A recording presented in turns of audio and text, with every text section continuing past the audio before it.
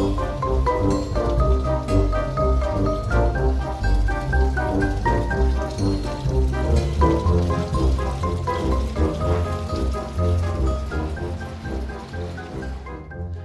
it's Alex again with JAE Designs, and today we're going to show you how we made our own washout booth and a filtration system. The first thing we're going to talk about is the washout booth itself.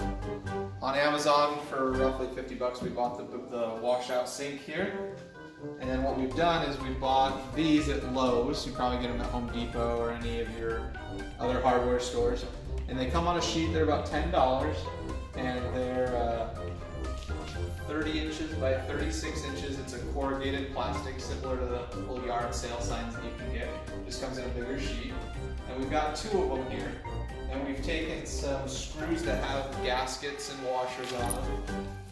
And we put them along the bottom, so you can see those here. That's going to help stop the water from going back up or causing any issues coming out of the sink. So we've got those there. And then we've also taped the back seam here along there. We've taped that so that way water can't get in between the two panels. And we've got underneath it, there's just a drop pipe, which is a regular PVC pipe that just screws onto the bottom, and it comes out. And then what we're going to have that do is that is going to drain into this bucket here. This is just your regular bucket from Lowe's, and what we've done is we've put a little sup pump in there. And I'll pull this out so that we can see it a little bit better. As you can see, there's just a little water left in there from testing it. So I'm not a plumber. I'm not super handy when it comes to plumbing things, so I kind of jerry-rigged it a little bit here. But what we've done is it's got 1.5 inches out on this one here, and usually you'd have it would be a pipe that extends up, but because of what we're doing, we've had to narrow it down. We're trying to go from 1.5 inches down to, I believe we're going to 3/4 of an inch, and so that was kind of a tough transition. So we've slowly transitioned from this size, which I believe is you've got 1.5 inches down to 1.25 inches, 1.25 inches down to 1 inch, and then 1 inch down to 3/4 of an inch. Maybe somebody that's handy has a better way to do that. That's as good as I could find with what we had. I bought a rigid tube. This came in a long roll. They have a little bit more flimsy one, but I just didn't want it to kink up on me, so I bought a little bit more rigid one.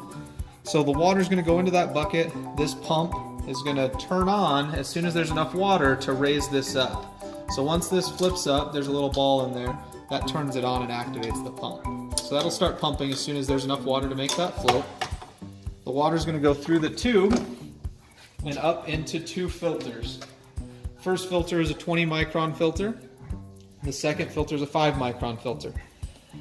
I reached out to our local water to try to get their standards, and unfortunately they just haven't gotten back to me. They talked to me at first to find out exactly what we needed, and then they haven't come back with any final answers on what we needed.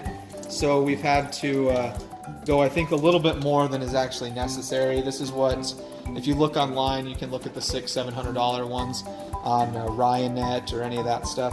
And it's essentially the same thing. It goes through several different filters and eventually ends up in a 20 micron and a 5 micron. The only thing that we have it going through before it hits this 20 micron is in the bottom, in the drain tube there, we've just got some air conditioner filter that we'll have in there, and we'll change that out pretty regularly. But the water will pump up through this hose, through this filter. There's another filter in there, or another hose here, I mean. It'll go through this hose, through this filter. Again, that's the lower one, so it goes through the higher one and then the lower one. And then it comes out this tube and down and into a bucket here. What we'll do with that bucket is we'll take that bucket and we'll be able to take that inside and send it through our normal plumbing.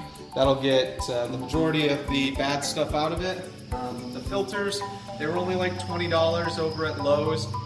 Just a, looks like A.O. Smith brand. No mounting or anything like that. So what I did is I took an old cabinet that we've got, made a little bracket for these so that they can stay still, but I also can pull them out to change them out. And then there's little filters in there. You can buy the filters. They come in a 2-pack, or you can get more solid packs if you want. You just put those in there and let it go. You change those out when they need to be changed, and you've got your own little washout booth. Well, thanks for watching.